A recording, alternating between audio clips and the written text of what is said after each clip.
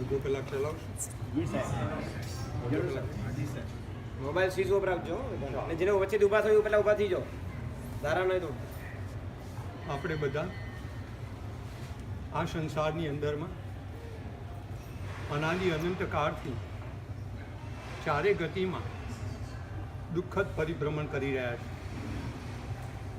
એ પરિભ્રમણમાંથી છૂટવા માટે જ્ઞાની ભગવંતોએ, પરમ કૃપાળુ પરમાત્માએ આપણને બહુ કૃપા કરીને મનુષ્ય જન્મની ભેટ આપી છે. મનુષ્ય જન્મ તો માપ્યો, પણ એની સાથે સાથે કેટલું બધું આપ્યું. મનુષ્ય જન્મ આપ્યા પછી અનાર્ય દેશ ના આપતા આર્ય દેશ આપ્યો, એમાં પણ પાછું જૈન કુળ આપ્યું, સંસ્કારી માતા પિતાનો યોગ આપ્યો, અને એનાથી આગળ વધીને આપણા આત્માને જગાડે એવા દેવગુરુ ધર્મના યોગ સુધી આપણને મૂકી દીધા. એટલે એક હવે તમે સમજી લો કે આપણા પુણ્ય આપણને એક્સ્ટ્રીમ પોઈન્ટ ઉપર લાવીને મૂક્યા છે. હવે પુણ્ય આનાથી વધારે કશું આપી શકે નહીં. અને જે આત્માઓ મોક્ષે ગયા એ બધાને પુણ્ય આનાથી વધારે કાંઈ આપ્યું નહોતું, પણ એ મોક્ષે ગયા. એનું કારણ કે એમને આ સામગ્રીની કદર કરીને પોતાનું પ્રચંડ વીર્ય પોતાના સ્વરૂપની દિશામાં બોલવ્યું. સામગ્રી તો એ જ આપણને મળી છે કે જે એ લોકોને મળી હતી. આપણે ને એ ક્યાં ભૂલીએ છીએ એટલું જ નક્કી કરવાનું છે કે એ લોકોએ આ સામગ્રીને પામીને એની કદર કરી, અને કદર કર્યા પછી જે પુણ્યના ઉદયથી ભૌતિક સંપત્તિ મળી હતી એને તુચ્છ ગણી. અને તુચ્છ ગણી એટલું જ નહીં, આ મારા આત્માના કલ્યાણમાં બાધક આવી શ્રદ્ધા પેદા થઈ. અધ્યાત્મના માર્ગમાં શ્રદ્ધા એ પાયાનો ગુણ છે. શ્રદ્ધા વિના તમે એક ડગલું પણ આગળ નહીં મૂકી શકો. વસંત કાંતિલાલ એના પુસ્તકની અંદરમાં એક જગ્યાએ લખે છે કે શ્રદ્ધા એ રાજરાણી છે, બુદ્ધિ એ ચમાર કન્યા છે. જી સાહેબ. આજે મોટા ભાગના જીવો જીવે છે એમાં બુદ્ધિની પ્રાધાન્યતા છે. જે બુદ્ધિને પ્રધાન કરીને જીવે અને જે શ્રદ્ધાને ગૌણ કરે, જે હૃદયને બોલતું બંધ કરે, એના જીવનમાં ધર્મ કદી પ્રવેશે નહીં. સમજાય છે? જો શ્રદ્ધાને, જો તમારે ધર્મને પ્રવેશ કરાવવો હોય તો એક વાત નક્કી કરો, સર્વથા બુદ્ધિ ન જ હોય તો પણ ન ચાલે. આ એક હકીકત છે. શું?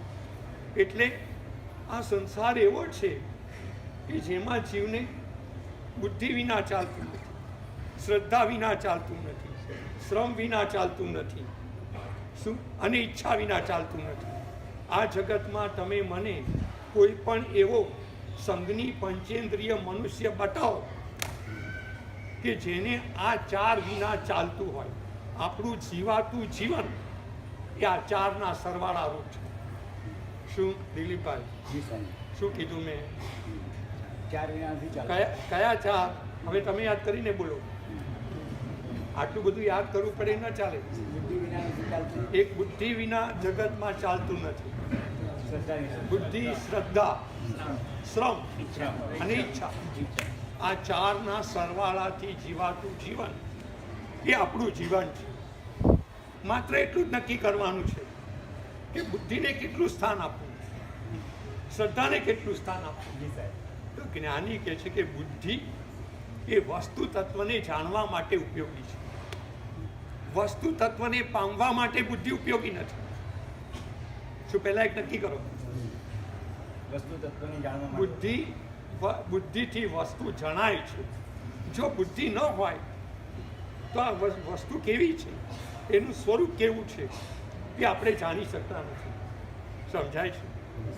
પણ એ સ્વરૂપ જાણ્યા પછી જો તમે મેળવવા માટે બુદ્ધિને વાપરો તો બુદ્ધિનો જે એક ગુણ છે કે વસ્તુને ઓળખાવાનો, એ બુદ્ધિનો એક ગુણ છે. એમ બુદ્ધિનો એક દુર્ગુણ છે. બોલો શું કહો છો? બુદ્ધિનો એક દુર્ગુણ છે કહું છું, બુદ્ધિ ડખો દખલ કરે. ડખો દખલ સમજો છો? નથી સમજતા. ડખો અને દખલ જેમ હું તમને કહું, શ્રદ્ધા વિના બુદ્ધિ ડખો દખલ કરે છે એ હું તમને સમજાવું. માનો કે આ બહેનો છે, રાતના દૂધની અંદરમાં મેળવીને સૂઈ ગયા. હવે જેને શ્રદ્ધા હોય એને તો ખબર છે કે હું સવારે ઉઠીશ એટલે દહીં થવાનું જ છે. પણ જે મારા જેવા દોડાયા હોય, સમજાય, અને એને વિચાર આવે કે લાવ જરા જોઉં તો ખરો 12 વાગે ઉઠીને કે દહીં બન્યું છે કે દહીં બન્યું છે. આ શંકા, આ કુશંકા. એટલે એક મેં આમ ડખો કર્યો, હાથ નાખતો. તો આ પહેલી વખત જે હાથ નાખ્યો ને એ ડખો.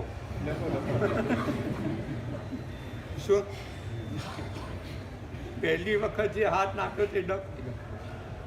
અને વળી પાછો 1 કલાક પાછો ઉઠ્યો. ખરેખર નહીં થયું હોય. આવી રીતે 2-3 વખત કરે તો દખલ. શું? આ બુદ્ધિ ડખો દખલ કરાવે છે. માટે બુદ્ધિને દ્વારા વસ્તુનું સ્વરૂપ જાણ્યા પછી બુદ્ધિને સુવાડી દેવાની છે. શું? બુદ્ધિને એના ઘરે પિયરમાં મોકલી દેવાની છે. બોલો જોઈએ. અને શ્રદ્ધાને હૃદયને જાગતું કરવાનું છે. એટલે બુદ્ધિ સંસારમાં 10% ચાલે, 90% હૃદય ચાલે તો મોક્ષ મળે. આ પ્રપોર્શન છે, આ સમીકરણ છે. 10% બુદ્ધિ, 90% શ્રદ્ધા, હૃદય. જો આ રીતે તમે જીવો તો તમને ક્યાંય વાંધો ના આવે. ન સંસારમાં વાંધો આવે, ન અધ્યાત્મમાં વાંધો આવે. પણ યાદ રાખજો કે જે આત્માઓ એકલી બુદ્ધિ કરીને બુદ્ધિનું કામ વિકલ્પો કરવાનું, બુદ્ધિનું કામ વિકારો કરાવવાનું. બુદ્ધિ વિકારોને પુષ્ટ કરે છે. અને જ્યાં વિકાર હોય ત્યાં વિકલ્પ હોય જ. વિકલ્પ એટલે જ્ઞાનની ખંડિતતા અને વિકાર એટલે જ્ઞાનની દૂષિતતા. શું બોલો જોઈએ? આ કપડું મેલું છે એ વિકાર કહેવાય, અને કપડું ફાટેલું છે એ કપડાનો વિકલ્પ કહેવાય. જ્ઞાનની ખંડિતતા એ જ્ઞાનમાં વિકલ્પ કહેવાય. કેવળ જ્ઞાન નિર્વિકલ્પ છે. એક જ સમયમાં ત્રણેય કાળના સર્વ પદાર્થો એના સર્વ પર્યાયો સહિત એક જ સમયમાં કેવળ જ્ઞાન બધું જાણી લે છે. અને એક સમયમાં જણાય છે ત્યાં કોઈ વિકલ્પ નથી. આપણું જ્ઞાન આજે વિકારોને કારણે ખંડિત થયેલું છે, એટલે બગડેલું છે. બગડેલું છે એટલે વિનાશી બનેલું છે. આ વિનાશી બનેલું જ્ઞાન એ જાને ત્યાં હાથ ઘાલીને વસ્તુને દોડવાનો, બગાડવાનો, તોડફોડ કરવાનો પ્રયત્ન કરે છે. ખ્યાલ આવે છે? એટલે આપણે ધર્મ કરીએ છીએ, ધર્મ પામતા નથી. જ્ઞાનીઓએ ધર્મ કરવા માટે તીર્થ નથી સ્થાપ્યું. ધર્મ કરવાના માધ્યમે ધર્મ પામવા માટે સ્થાપ્યું છે. તો હવે ધર્મ કેવી રીતે પમાય એનો એક દ્રષ્ટાંત આપીને આપણે આ વ્યાખ્યાનને સમાપ્ત કરીએ. પછી મેં તો આ મહાત્માને કીધું કે ભાઈ તમે રહી જાઓ. તો તમે જો રહેતા હોય તો તમે 1મ થી 8મ સુધી તમે આપો. આ બધા છે ને યુવા વર્ગ પ્રતિબોધક છે. તો હું નોમથી આપું, 1મ થી 8મ સુધી આપે. શું શરમાવું? 5મ સુધી 5મ સુધી 5મ સુધી હું આપીશ. બાકીનો આખાડો પૂરી દો તમે. એક્સટેન્ડ કરો સાહેબ. બરાબર. એ પૂછીને કહેશે જરા એમને બધું આગળ પાછળ ગોઠવ્યું છે એમાં કંઈક ફેરફાર કરીને કરશે. તો તમે એક સમજી લો કે આપણે ક્યાં પાછા પડીએ છીએ. મનુષ્ય ભાવ આપણો નિષ્ફળ જઈ રહ્યો છે. જો નિષ્ફળ જઈ રહ્યો હોય ને તો હજુ સારું, પણ એના કરતાં એક સ્ટેપ ઉપર જાય છે. શું કહો છે? નિષ્ફળ જઈ રહ્યો નથી, નુકસાનકારક પુરવાર થઈ રહ્યો છે. નિષ્ફળ એટલે શું? કે મેં આ કાર્ય કર્યું એનું ફળ ન મળે, પણ વિપરીત ફળ મળે તો એટલે આપણે આ મનુષ્ય ભાવ દ્વારા સદગતિ કેટલી ઉપાર્જન કરશું. અને એક તત્વની વાત સમજી લેવા જેવી છે કે જગતની અંદરમાં સંસ્કાર વિનાની સદગતિ એ તત્વથી દુર્ગતિ છે. શું ફરીથી સમજાય? કારણ કે એ અહીંયાથી સદગતિમાં જશે પણ સંસ્કાર લીધા વિના ગયો છે. કુસંસ્કારોનો કાફલો એની પાસે છે, એટલે ત્યાં દેવલોકમાં દેવીઓ સાથેના ક્રીડામાં, વાવમાં, વાવડીમાં, વિમાનમાં, અપ્સરાઓમાં, એના નાટકમાં, ચેતકમાં એવો પાગલ બનશે કે ત્યાંથી મરીને ત્યાંના જ બાદર પર્યાપ્તા પૃથ્વીકાય, અપકાય અને વનસ્પતિકાય એના ખાડા ત્યાંથી ત્યાંના દેવો જ ત્યાં પૂરે છે. સમજાય છે? એટલે જો સંસ્કાર વિના દેવલોક મળે ને તો એ આટલો પણ વખાણવા જેવો નથી. તમે કેટલો ધર્મ કરો છો એ કોઈ મહત્વનું નથી, તમે કેવો કરો છો એ મહત્વનું છે. ધર્મ એ ક્વોન્ટિટી પ્રધાન નથી, ક્વોલિટી પ્રધાન છે. ક્વોન્ટિટી 12 જીવો માટે છે, પ્રબુદ્ધ જીવો માટે ક્વોલિટી છે. ખ્યાલ આવે છે? ક્ષપક શ્રેણી એ ક્વોલિટી છે, ભાવ ચારિત્ર એ ક્વોલિટી છે, તાત્વિક સમ્યક એ ક્વોલિટી છે, ગુણોની પરિણતિ એ ક્વોલિટી છે. ખ્યાલ આવે છે? શાસ્ત્રમાં એક વાક્ય આવે છે, અન્ય સ્થાને કૃતમ પાપમ તીર્થ સ્થાને વિનશ્યતિ. તીર્થ સ્થાને કૃતમ પાપમ વજ્રલેપો ભવિષ્યતિ. બોલો, આનો સીધો સાદો અર્થ તમે એવું કરો છો કે આ બધા સ્થાનની અંદરમાં વેપાર ધંધામાં કરાયેલા પાપો એ અન્ય સ્થાને કૃતમ પાપો એ આપણે પાલિતાણા સંકેશ્વર જઈએ એટલે નાશ પામી જાય. પણ જો ત્યાં રહીને પાપ કરીએ તો વજ્રલેપ જેવા થઈ જાય. આવી તમારી માન્યતા છે આ શ્લોકની, પણ એનો તાત્વિક અર્થ શું છે ખબર છે? આ મનુષ્ય ભાવ આખો તીર્થ છે. બોલો છે એની સામે અન્ય ગતિઓ દેવ, નારક, તિર્યંત, એકેન્દ્રી, બેઇન્દ્રી, તેન્દ્રી, ચૌરેન્દ્રી, પૃથ્વીકાય, અપકાય, દેવકાય, વાવકાય, વનસ્પતિકાય, બાદર, પર્યાપ્તા, અપર્યાપ્તા, નિગોત, પ્રત્યેક આ બધું એની અપેક્ષાએ અતીર્થ છે. સમજાય? તો મનુષ્ય ભાવ એની અંદરમાં પાપ કરાય જ નહીં. નાનું પણ ન કરાય, મોટું પણ ન કરાય. તો અન્ય સ્થાનમાં કરીને કરેલા પાપો કે જે આજે આપણા આત્મા પર ચોંટેલા પડ્યા છે, એ માનવી જો અહીંયા આવીને આટલો નિર્ધાર કરે કે ધર્મ ઓછો થશે તો ચલાવી લઈશ, પણ એક પણ નવું પાપ અલ્પ કે અધિક આ માનવ ભાવરૂપી તીર્થમાં મારે નથી કરવું. બોલો, આ ધર્મ કરનારાઓ પ્રતિક્રમણ, પૌષધ, સામાયિક, જીન પૂજા, ચૌવ્યાર, નવકારસી, અભક્ષ્ય ત્યાગ, રાત્રિ ભોજન ત્યાગ, આ બધા ધર્મ કરનારાઓનો આ સંકલ્પ છે, આ નિર્ણય છે. તમે લોકો ધર્મમાં ખૂબ ખૂબ પૈસા ખર્ચો છો, એની કાંઈ અમે ટીકા ટિપ્પણ નથી કરતા, પણ તમે ધર્મનો મર્મ નથી સમજતા. આ બહુ મોટી ભૂલ થઈ રહી છે. જે ભવમાં જ મળે છે આ એ ભવમાં એ જ નથી સમજતા, અને ભવમાં બીજું બધું મેળવવા માટે જાઓ છો. આ પૈસા અને બોલો જોઈએ હીરા ને કપડાં ને આ ને તે ને, એ તો બધું માટી ધૂળ ને ઢેફા જેવું છે. જો અમારા લબ્ધીશ્રી મારા સાહેબ છે ને, આપણા કવિ કુલ કિરીટ વર્ષો પહેલાં થઈ ગયા, એ છે ને વ્યાખ્યાનની અંદરમાં તમારા બધા જીવાને પ્રતિકોટ કરવા માટે આમ બહુ ગામઠી ભાષાની અંદરમાં છે, પણ સહેલાઈથી સમજી શકે એવી રીતે વૈરાગ્યને પેદા કરવા માટે બહુ ઉપદેશ આપતા. એ શું કે ખબર છે? નહીં, કે એક તો પોતે ગાંડો હતો અને બીજી ગાંડી લાવ્યો. આમ ગાંડે ગાંડાનું મિલન, એનું નામ લગ્ન. બોલો છે. જો આ હકીકત ખાલી શબ્દો નથી, આ પ્રેક્ટિકલ ઘટાડી આપીએ. આ ખાલી હાસ્યરસ પૂછવા માટે નથી, તત્વ છે એમાં. ફરીથી એ શું કહે છે કે એક તો પોતે ગાંડો હતો અને એમાં પાછો બીજી ગાંડી લાવ્યો, એટલે બે ગાંડે ગાંડાનું મિલન, એનું નામ લગ્ન, એનું નામ સંસાર. જો હું તમને પૂછું, તમે સંસારમાં ગાંડો કોને કહો? એ ચાલો કહો, મને કહો.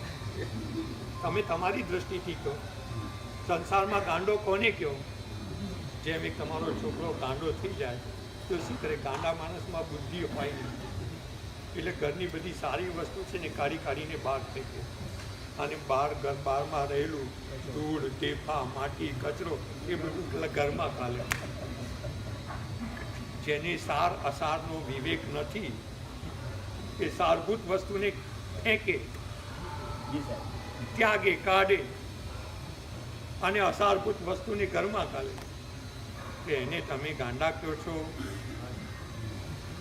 પેલો સંસારની દ્રષ્ટિએ ગાંડો છે, તમે અધ્યાત્મની દ્રષ્ટિએ ગાંડા છો. કેમ? બોલો છે. તમે શું કરો છો?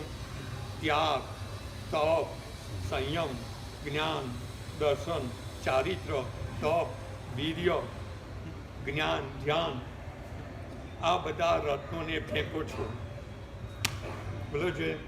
અને માટી, કચરા, ધૂળ ને ટેફા જેવા પૈસા, બોલો છે.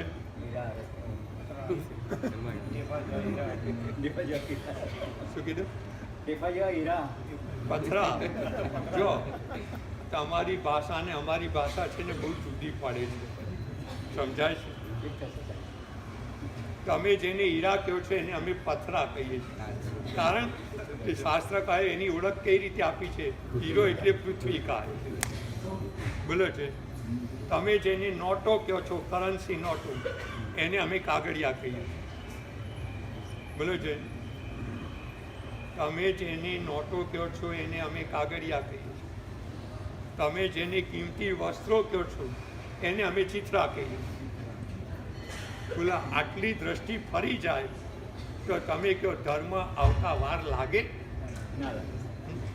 ધર્મમાં કાંઈ બહુ મોટી ધાર નથી મારવાની. 180 ઉપવાસ કરો તો ધર્મી એમ નહીં. તમારી દ્રષ્ટિનો એંગલ આમ ફરી ગયો, જે એંગલ છે એનાથી 90 ડિગ્રી ફેરવી નાખો. શું? અને જે તમારા હૃદયમાં જેની પ્રતિષ્ઠા કરી છે, જેને તમે હૃદયના સિંહાસન ઉપર સ્થાપ્યા છે, એને પદભ્રષ્ટ કરો, એની ઉલટી કરો.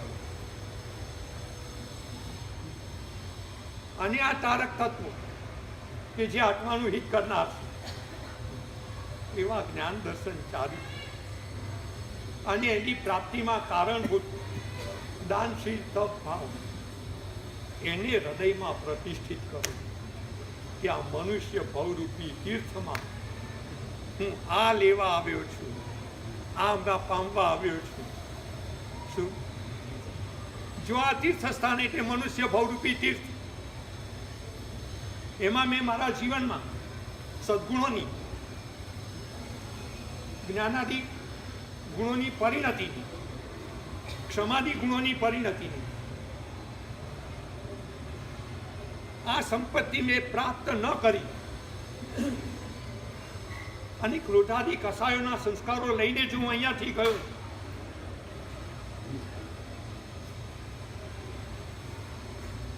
તો મેં આ માનવ ભૌમાં એટલે તીર્થસ્થાનમાં કરેલું પાપ છે.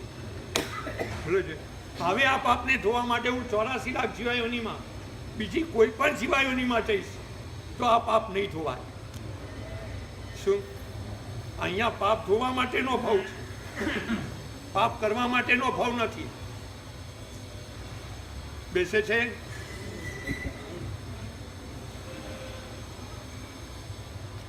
આ વાત બેસે છે.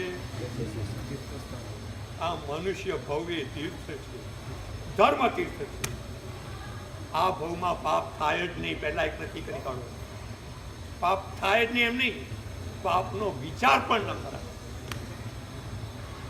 પાપનો વિચાર આવે ત્યારથી આત્મા ચીતી જાય કે નહીં, પૈસાને મળવા હોય તો મળે, નહીં તો જાય ખાડામાં. બોલો છે, કુટુંબ પરિવાર એ બધાને રહેવું હોય તો રહે, નહીં તો એને જ્યાં જવું હોય ત્યાં જવા દો.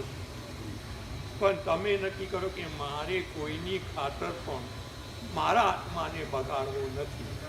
બોલો છે, જે નજીકના હોય એની ચિંતા પહેલી કરવાની હોય અને જે દૂરના હોય તેની ચિંતા પછીથી કરવાની હોય. તો તમારી અત્યંત નજીકમાં કોણ છે?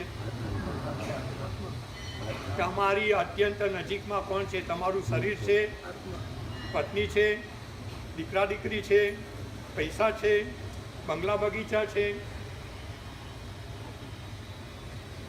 તમારી અત્યંત નજીકમાં કોણ? માનો છો? તમારી અત્યંત નજીકમાં આત્મા છે એવું માનો છો? ક્યાં માનો છો? તો પછી એને બગાડાય કેમ? અને બગાડ્યા પછી મજેથી રહેવાય કેમ? પછીથી ખાવા પીવાની મજા કેમ આવે? પાપ કરનારો માણસ હસી શકે કેમ? બોલો.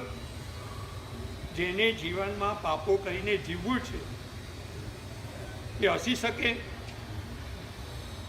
આર્યો મોટે ભાગે પાપ કરે નહીં, અને કદાચ થઈ જાય કહું છું, તેની પાછળ એનું ચોધાર ઉદર. પાપા દૂરે આથી ઇતિ આર્ય. શું બોલો છે? જૈન અને આર્યમાં થોડો ફેર છે, સમજી લો. આર્ય કરતા જૈન ચડે છે.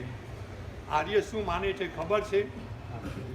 ભાઈ, હું સંસારી છું, હું ઘરમાં રહેલો છું, મારે પત્ની છે, માતા પિતા છે, બાળકો છે, એના જીવન નિર્વાહની જવાબદારી મારા માથે છે, માટે મારે પૈસા ઉપાર્જન કરવા પડે. આર્ય કાંઈ કોઈની પાસે ભીખ માગીને ન જીવે. એ ભીખ માગે તો એનું આર્યત્વ લજ્જાય. સમજાય છે? એટલે આર્ય પૈસા ઉપાર્જન કરે, પણ એ આર્યની માન્યતા એવી છે કે જે પૈસાની મારે જરૂર છે, જેના વિના હું જીવી શકું એમ નથી, એ પૈસો ન્યાય, નીતિ, સદાચાર અને પ્રામાણિકતાના માર્ગે આવતો હોય તો જ મારે જોઈએ. અન્યાય, અનીતિ, અનાચાર, અપ્રામાણિકતાના માર્ગે આવતા અર્થ અને કામ, એને ત્રિવિધે ઓછી. ભલે ઓછું મળે તો ઓછું ખાઈશ, લુખ્ખું ખાઈશ, ચણા મમરા ખાઈશ, ફૂટપાથ પર સૂઈ રહીશ, પણ જીવનમાં પાપ કરીને અર્થ ઉપાર્જન કરવો એ આર્યના લોહીમાં નથી. શું બોલો જોઈએ?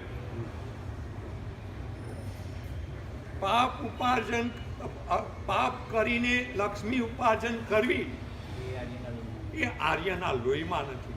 એટલે આર્યની માન્યતા આ છે કે ન્યાય, નીતિ અને સદાચારથી મળતા ધન અને ભોગ એને માન્ય રાખે છે, એને ઉપાદેય કરે છે, એને સ્વીકારે છે. અન્યાય, અનીતિ, અનાચાર અને અપ્રામાણિકતાના માર્ગથી આવતા ધન અને ભોગ એને હેય ગણે છે, ત્યાજ્ય ગણે છે. આ આર્યોની વ્યાખ્યા. આર્યનું લક્ષણ છે જેની આંખ સામે ક્ષણે ક્ષણે પરલોક દેખાઈ રહ્યો છે તે આર્ય. હવે એના કરતા જઈને એક સ્ટેપ ચડે છે કે ભાઈ, અન્યાય, અનીતિ ને અનાચારથી મળતા ધનને ભોગ એને તો પાપ માનનાર આખું જગત છે. આર્ય દેશમાં જન્મેલો બધો જ વર્ગ એ અન્યાય, અનીતિ ને અનાચારથી મળતા ધનને ભોગને તો પાપ જ માને. પણ આર્ય કહે છે કે એમ નહીં. ન્યાય નીતિ અને સદાચારથી મળતા ધન અને ભોગ એ પણ પાપ. બોલો કેમ પાપ? ન્યાય નીતિ અને સદાચારથી મળતા ધન અને ભોગ એ કેમ પાપ?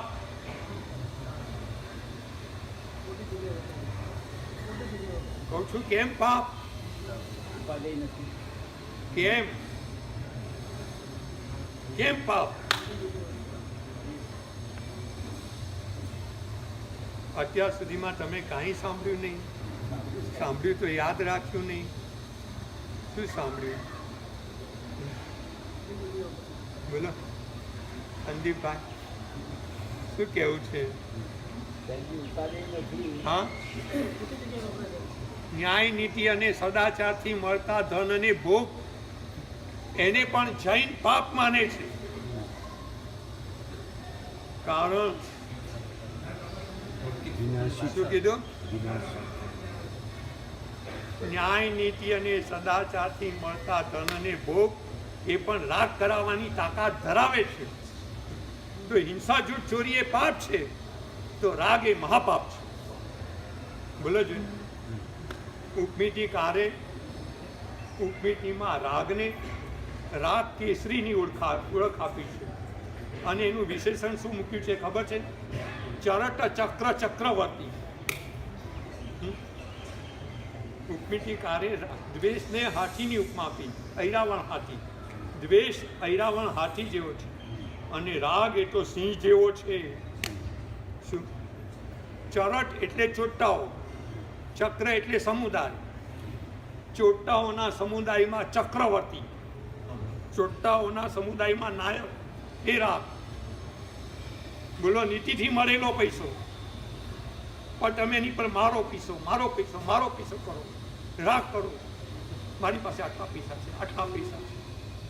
તો પેલો નીતિનો ધર્મ એ નાનકડો બની જાય છે ને એની પાછળ કરેલી મૂર્છા, મમત્વ, રાગ, આસક્તિ આ મહાપાપ બની જાય છે. તો આ મહાપાપની આગળ નીતિનો નાનકડો ધર્મ તમને દુર્ગતિમાં જતા અટકાવી શકતો નથી. બેસે છે બુદ્ધિમાં.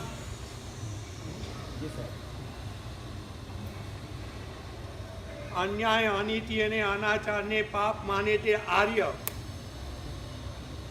અને રાગાદીને પાપ માને તે જૈન. આ જગતમાં કોઈ રાગને પાપ માનવા તૈયાર નથી. તમે ક્યાં માનો છો? બીજાની વાત પછી કેમ?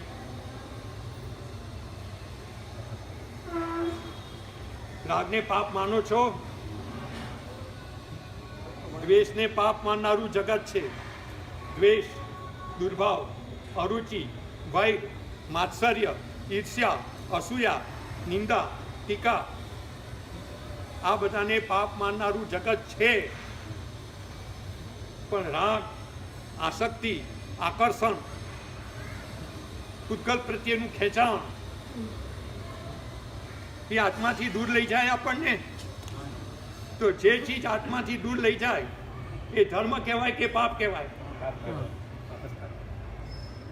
તો આ વ્યાખ્યા મુજબ પત્ની એ પાપ કે ધર્મ? પૈસો એ પાપ કે ધર્મ? બંગલો પાપ કે ધર્મ? દીકરા દીકરી? જો અન્ય દર્શનકારોએ આ વિષયમાં એક શ્લોક લખ્યો છે, અપુત્રસ્ય ગતિર નાસ્તિ.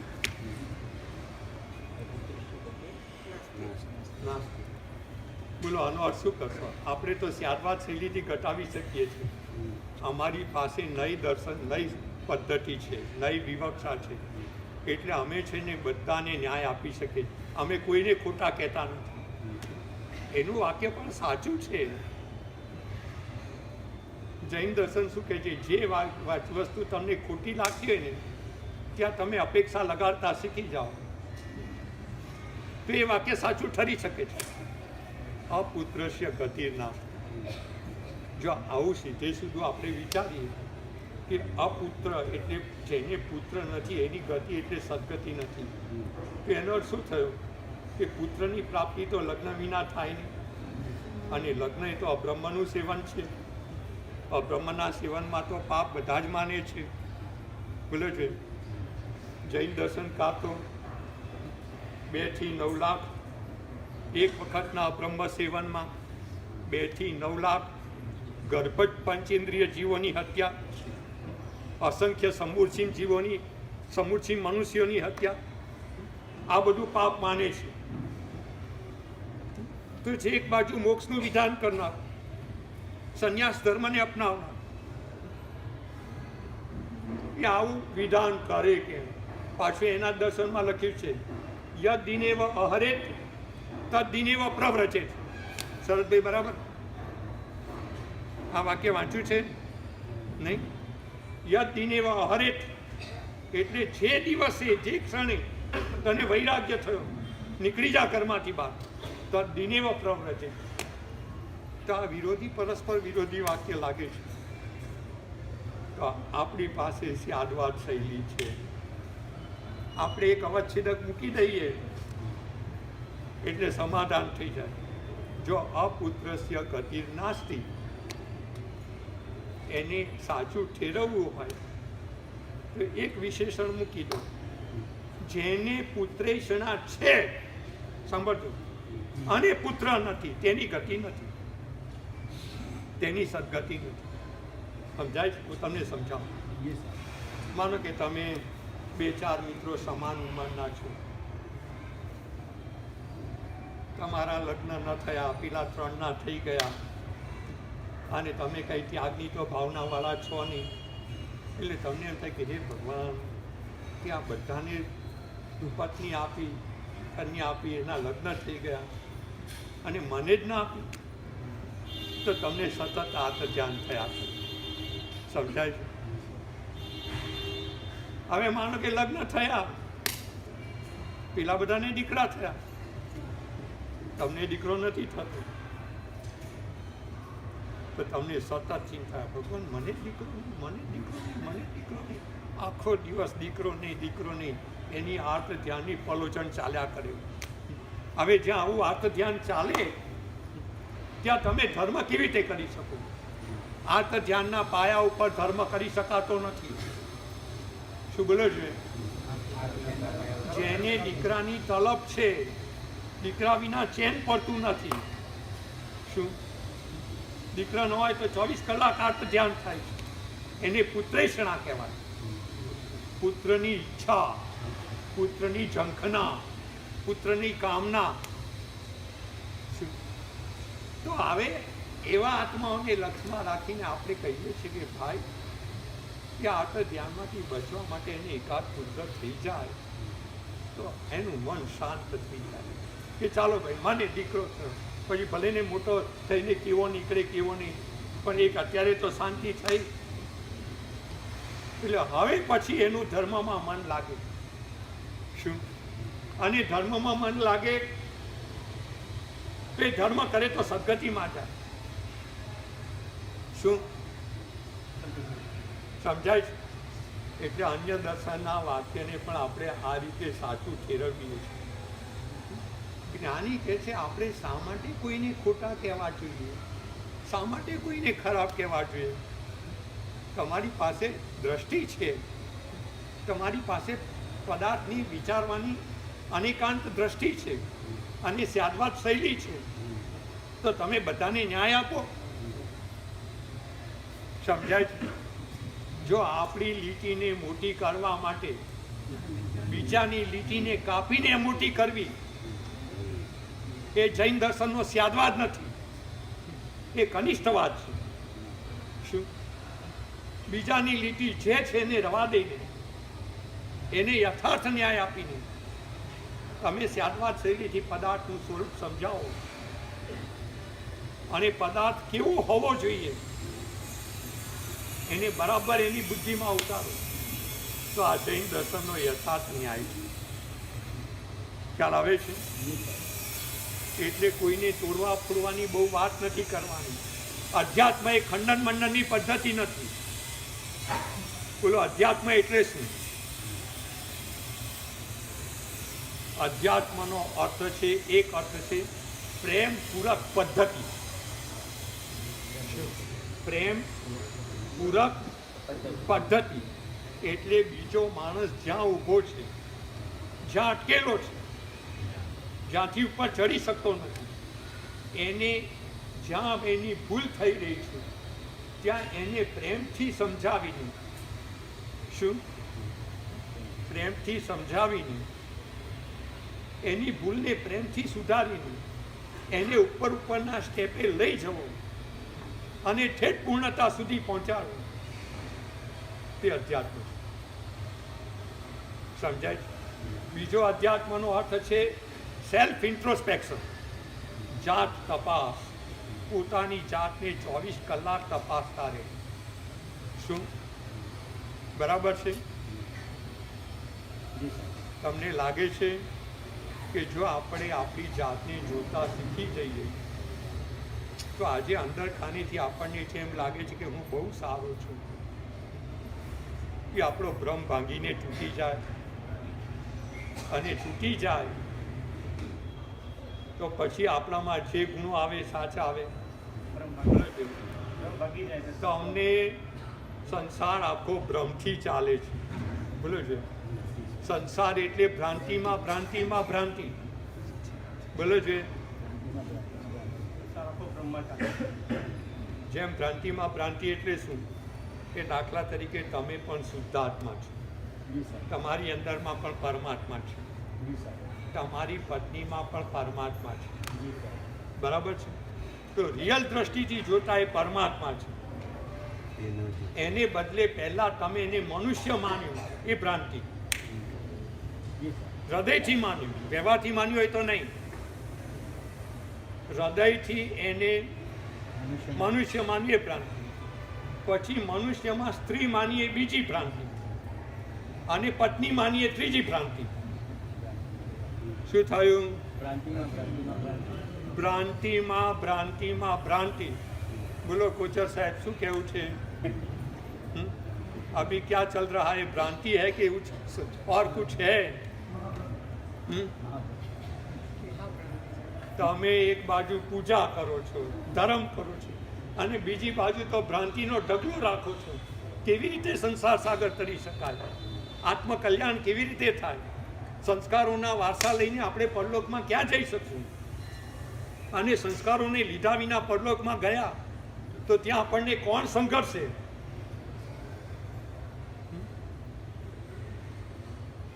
વાસ્તવિક સદગતિમાં સંસ્કાર વિના એડમિશન નથી, અને સંસ્કાર વિના જનારને જે એડમિશન મળે છે એ પછી પટાવાળા તરીકેનું, કચરા કાઢવાવાળા તરીકેનું. દેવલોકમાં પણ નીચેની પોસ્ટ છે. અહીંયા જે મનુષ્યમાં રાજા છે, મંત્રી છે, બોલો જે શેઠિયાઓ છે, સાહુકારો છે, એમ ઝાડુ કાઢવાવાળા છે, હરિજન છે, એમ ઉપરથી નીચે સુધીની પોસ્ટ છે ને, એમ દેવલોકમાં પણ ઇન્દ્ર છે, પછી સામાનિક દેવ છે, પછી અભ્યંતર દેવ છે, લોકપાલ દેવ છે, ત્રાયસ્ત્રિંતક દેવ છે, પછી કિલ્બિસિક દેવ છે, અભિયોગિક દેવ છે. ત્યાં પણ બધી જ પોસ્ટ છે. પણ સંસ્કારોનો વારસો લઈને જનારાને નીચેની પોસ્ટ મળતી નથી. બરાબર છે? એટલે હવે આપણે જે કાંઈ ધર્મ કરશું એ સંસ્કારની પ્રાપ્તિને લક્ષ્યમાં રાખીને કરશું. દિલીપભાઈ, ચોમાસામાં ક્યાં એન્ટર થવું છે તમારે?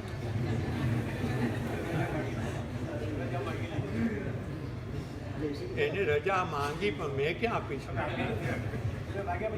હવે આ 4 મહિના સુધી જેમ કુમારપાળ મહારાજા, કૃષ્ણ મહારાજા 4 મહિના દ્વારિકાની બહાર જતા નહોતા. જો અન્ય દર્શનમાં 2 તહેવાર આવે છે, એક દેવ પોઢી 11, અને પછી દેવ ઉઠી 11. ખબર છે કે નહીં તમને? શું ખબર નથી? બોલો, દેવ પોઢી 11 ક્યારે આવે? અષાઢ સુદ 11, અને દેવ ઉઠી 11 કારતક સુદ 11. એનો મને અર્થ કયો?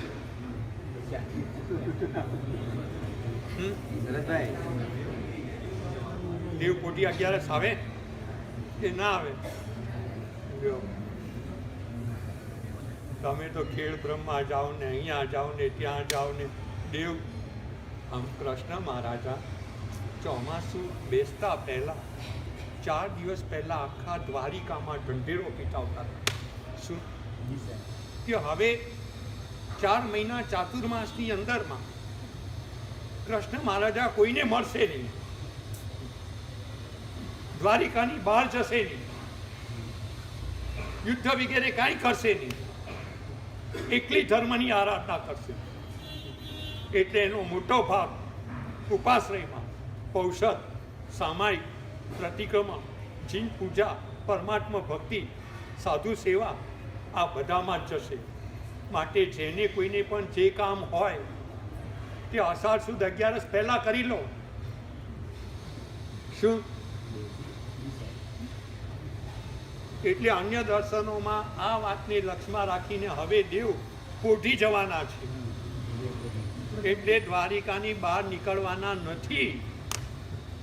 એટલે તમે 4 મહિના સુધી એમની પાસે કોઈ કામ કરાવી શકશો નહીં, એ કાંઈ મળશે જ નહીં. પહેલી વાત એ શું મારે પણ છે ને આ 4 મહિનામાં એવું કંઈક કરવું છે. બોલો કેટલા કલાક ન મળે એવું રાખું, તમને પૂછું છું. 1 કલાક મળે એવું રાખું? ના ના, વ્યાખ્યાનમાં સતત મારું ગળું ચાલશે ત્યાં સુધી વ્યાખ્યાન ખરું, નહીં ચાલે તો બીજા આપશે. અને પછી જ્યારે કારતક સુદ 11 આવે ત્યારે હવે કારતક સુદ 14 પછી એ બધા જેને કહીએ ને કે રાજ્યના કારભારમાં હવે લાગવાના છે, એટલે ત્યાં આગળ પાછી ઢંઢેરો પીટાવે કે હવે દેવ ઉઠવાના છે. 4 દિવસ પછીથી જે કોઈને પણ રાજ્યના કારભારની જે કાંઈ માહિતી વગેરેની જરૂર હોય તેને અવશ્ય મળી શકશે. માટે ત્યાં લખાયું દેવ ઉઠી 11. બરાબર છે? એમ આ દેવ ક્યારે મળશે, ક્યારે પહોંચશે? અમારા ઉમરાના દેવ છે આ. બોલો